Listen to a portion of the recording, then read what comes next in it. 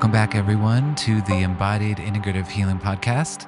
This episode is part 3 of a conversation that we had with Marta Burton. And in this final part, we cover some really important topics. We cover what it really means to be held, including how that's actually an essential part of the universe itself, this interdependence. And we look at the healing power of truly being seen at the deepest level. We look at looking into all the parts of ourselves with curiosity, including these darker parts, such as parts having to do with suicide and addiction, and looking at how by integrating those parts, we can experience healing. And we also end with a little bit of wisdom about spontaneous, natural gratitude that comes from the natural state of our own true nature.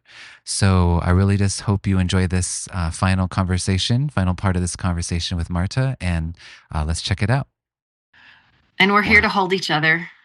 And that's what existence is. That's something that came to me from what you were saying earlier about the being held. It's like, that's kind of like what the whole universe is. It's everything is holding everything else. That's how it is in existence at all, is because, like, to me, it's like the Buddhist terminology would be interdependence. But it's Yes. Literally everything only exists because other things are there making it exist. And that's a way, that's kind of the way you're explaining it feels like this very heart-centered way of saying it, of like everything is holding everything else. Everything's being held. Yeah. Think about the language that I think of from Christianity, mm-hmm. or from, I guess, Western religion is the first time I heard this word. Mm-hmm. The word behold. And I was writing this, one of my mystical things that you know a little bit about. Mm-hmm. And I was typing and I accidentally, I had written, behold, Ahaya has returned, mm-hmm. something like that. Mm-hmm. And I was like, wait. Oh, it was this scene in my Ahaya Chronicle where she's returning to the guardian. She's returning to the father, to the creator, to tell about what she's learned on her heroic journey. And they're welcoming her. And all of a sudden they said, as I was writing, be held, daughter. Be held. Mm-hmm. That just makes me cry. I'm like, that God, the divine, whatever, it's holding us. It wants us. It's so proud of us for going and having this adventure where we can get hurt and we will get hurt and we don't have control. You know? Mm. Behold, I am. Beheld. Wow. Beheld. I'm never going to see that word the same. That is amazing. Yeah. Behold, beheld. Wow. What if that's what God said? It's like, go, be held, behold each other. Oh my God, that's beautiful. Behold. Wow. What if we looked at people and went, behold, I hold you, I see you. It's like namaste, you know? Yeah. I see the light in you. I want to hold it. I'm here to hold it. I'm literally holding my hands on my heart right now. Me too.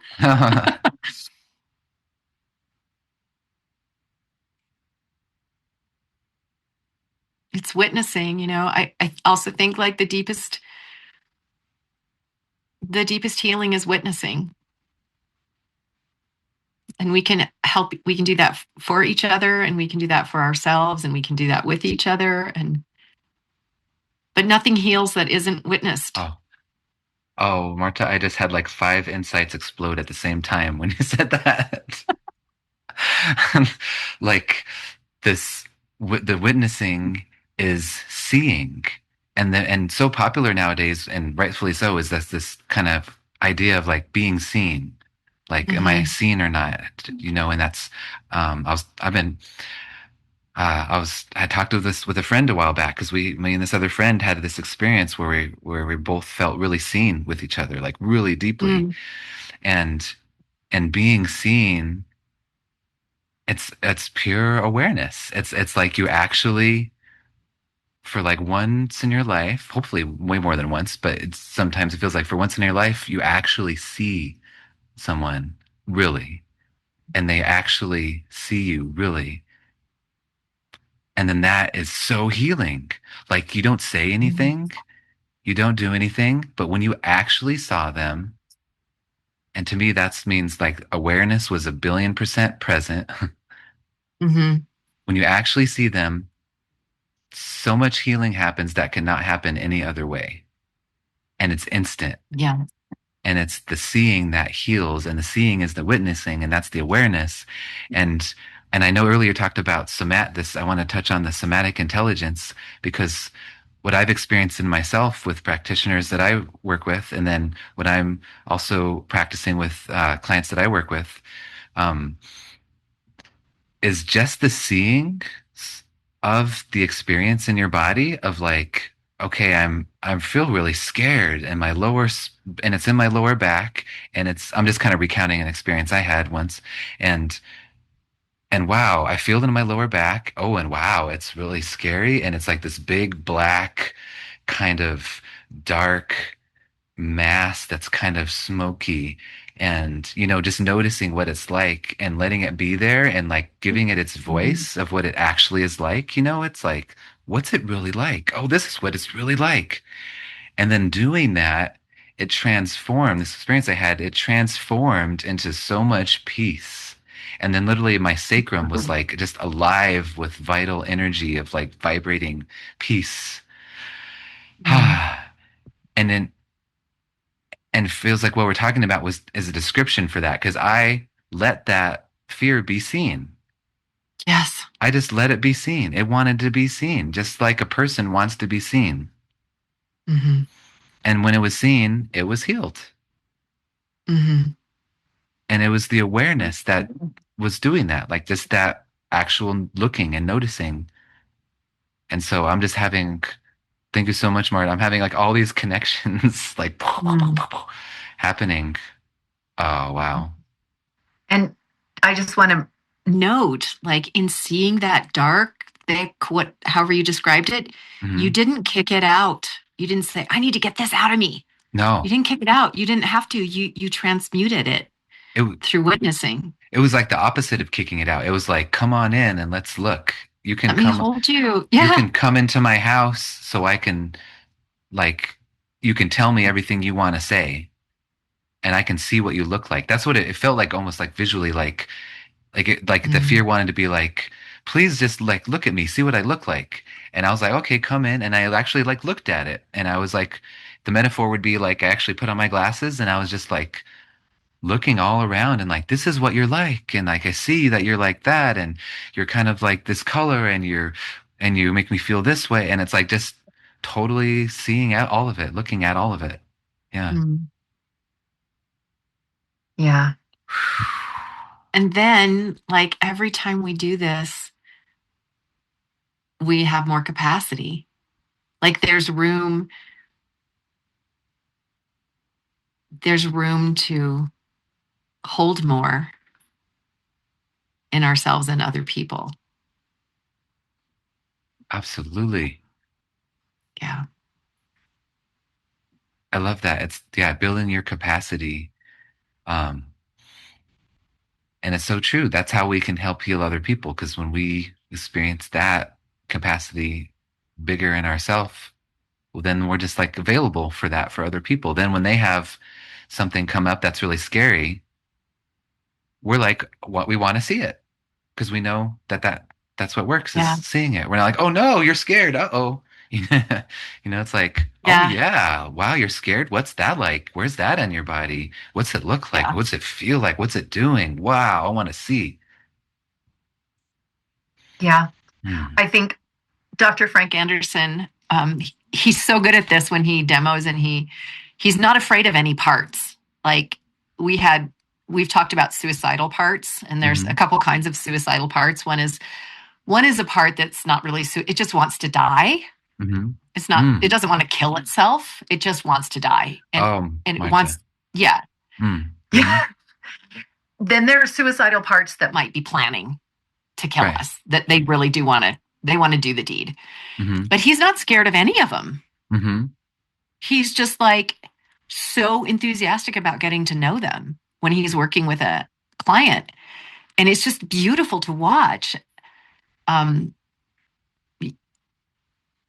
used to be really afraid to like even tell a therapist that I was working with, like, I have suicidal thoughts, because I thought, I don't know what I thought they would do. I thought they would like say, you need to go to the hospital or you need to check yourself in. And I was like, well, I freaking can't afford that, you know?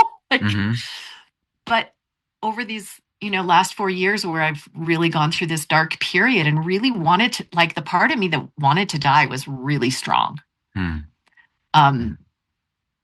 The part that wanted to kill me really couldn't get its feet on the ground, because the part of me that's really responsible and doesn't want to hurt other people wouldn't do that.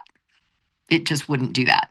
Right. Thankfully. Or let me plan that. Like, the closest I got was just every time I was in the car, I was like, I just want to drive off the road. But then of course the practical part was like, yeah, you'd probably just give yourself a brain injury, and then you would really be a burden to your family. Right. And that would be horrible. And then nobody would have money and blah, blah, blah. Like, it would go down that road. And then I'd be like, I guess you have to keep driving to work, Yeah. But they're all trying to protect us. They're all adaptations.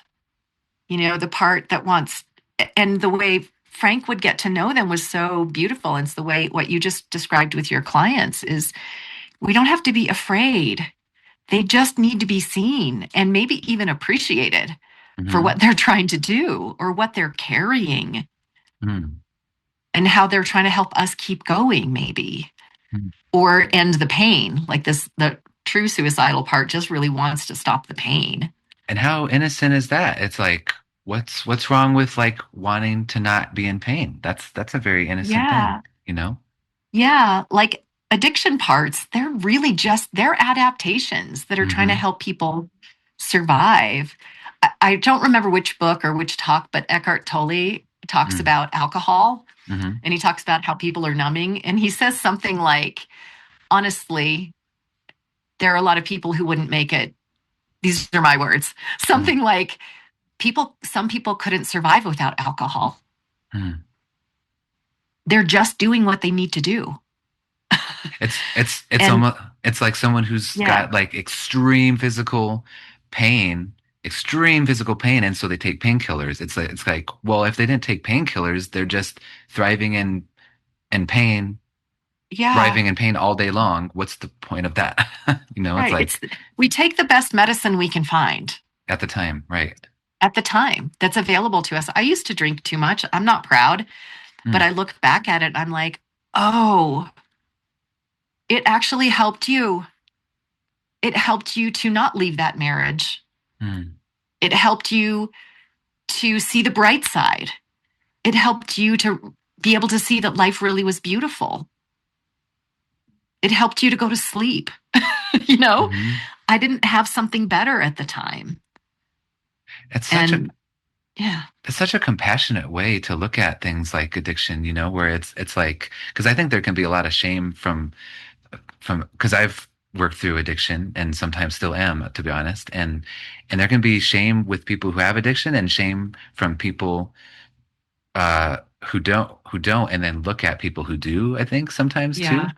And this is such a compassionate way of looking at it, where it's like, if you saw someone who was in extreme pain and then they tried to do something to feel better, like, how can you possibly judge that? Like, how can you, like, isn't that the most like natural?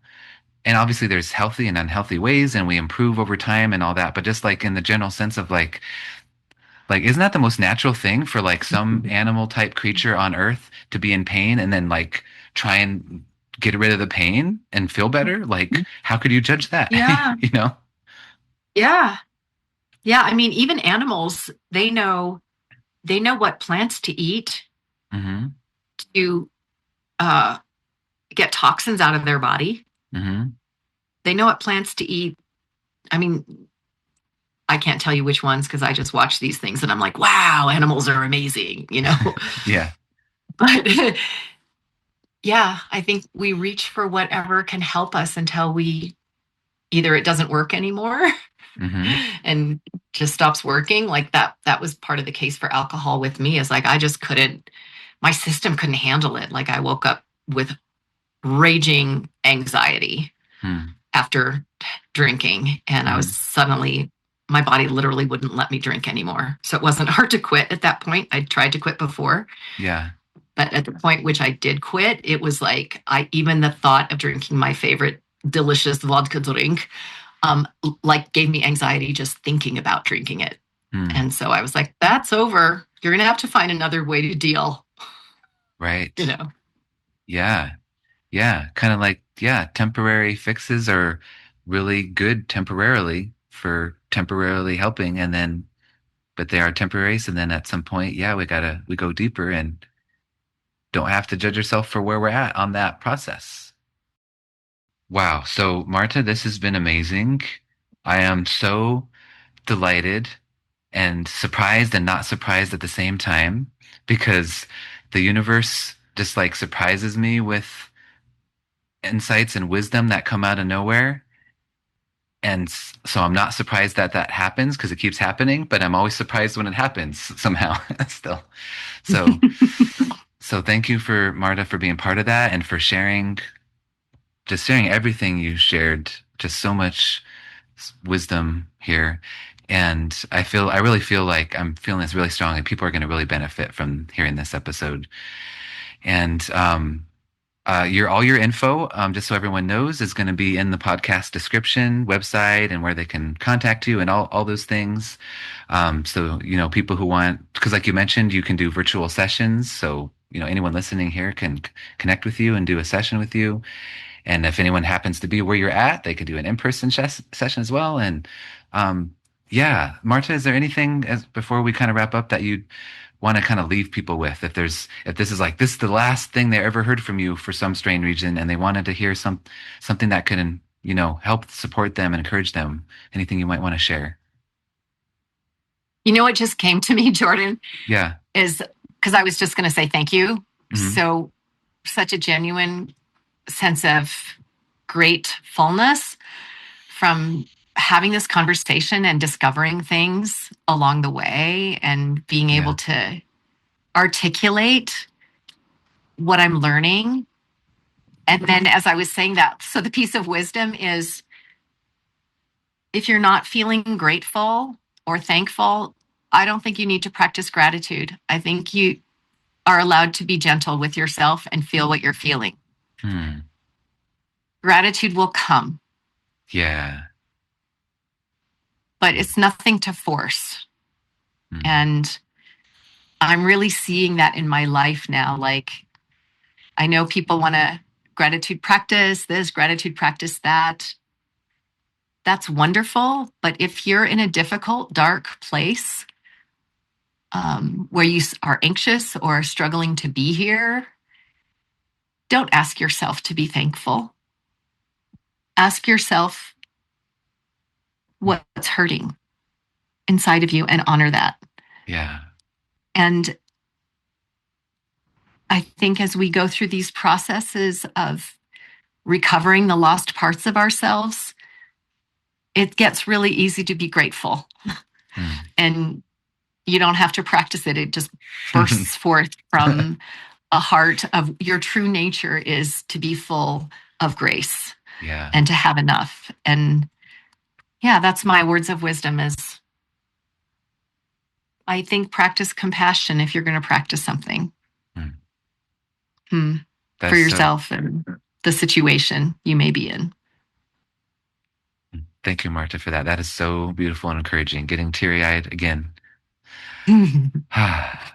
Okay. I love Well, you so much. I'm so love you so much, Jordan. I'm so glad that we get to do music together and talk yes. together and learn together. It's beautiful. Me too, Marta. Feel the same. When you mention music, I just want to let everyone know, Marta and I are in a really amazing band that I'm speaking for both of us, but I think gratitude is the word to be in this band where just so much beautiful music arises spontaneously. And if you happen to be in Colorado, we have a couple gigs in September, and if not, our music is on. Our band is called Bhakti Sphere. I'll put that in the chat or in the description too. But our music is available anywhere you can listen to music, all the platforms. And I feel like if you connect with anything in this podcast, you would probably connect with our music too. So you can check that out. But Awesome. yeah. So thank you, Jordan. Thanks, Marta. So much love to you, and thank you everyone for being here, and we'll hope to see you again soon. Thank you so much, everyone, for tuning into this episode and this conversation with Marta. Please check out the podcast description where you can find about her work that she does and more about her as well. And also, just want to let you all know that this podcast is supported by your contributions. So please do consider becoming a monthly supporter. It's really easy to do, and you can do it for as little as $3 a month or any amount that feels right for you. And that just helps the podcast to keep going, to cover expenses and time to make the podcast. So really appreciate that. And we'll see you on the next episode.